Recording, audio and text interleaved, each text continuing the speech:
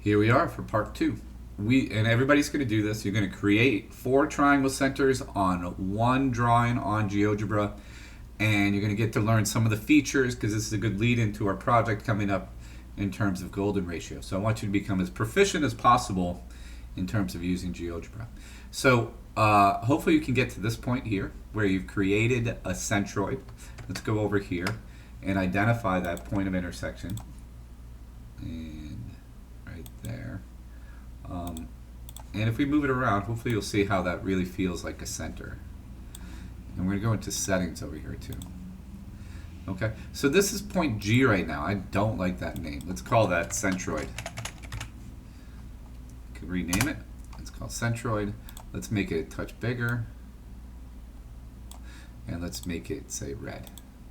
The other thing I'm going to do is I'm going to hide these other things. So we don't need to show these. We don't want to delete them because they're creating the centroid, but let's hide them. And there. Okay, so now we have the centroid. It's still going to work for us.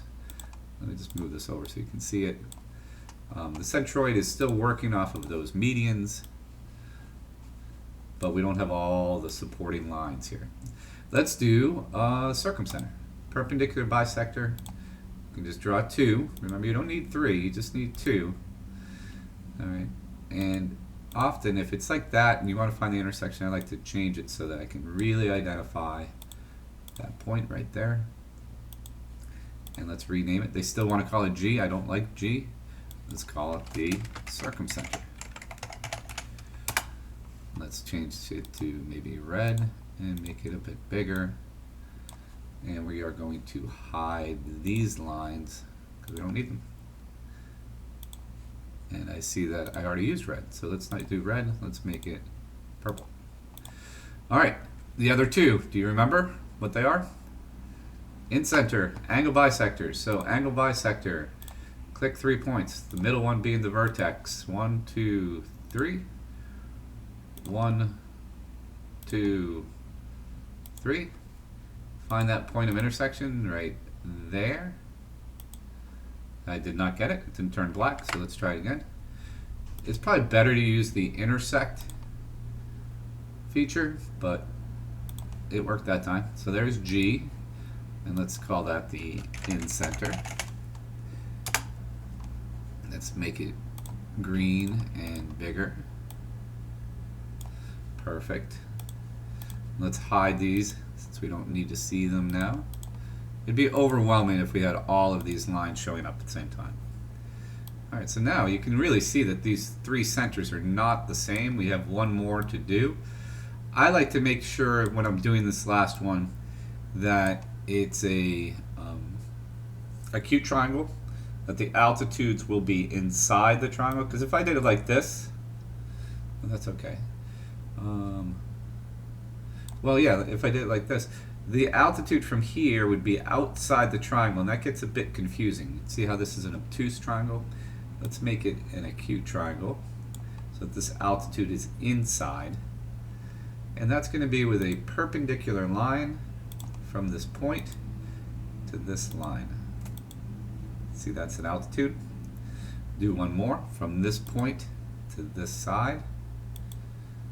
Is, and then one more. It's going to be tight, but it should still work from this point to this side and there. Let's do the intersect feature of, say, these 2 lines. There's G. It still wants G.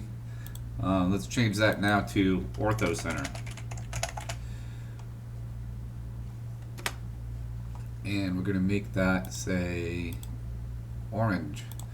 Make it a bit bigger.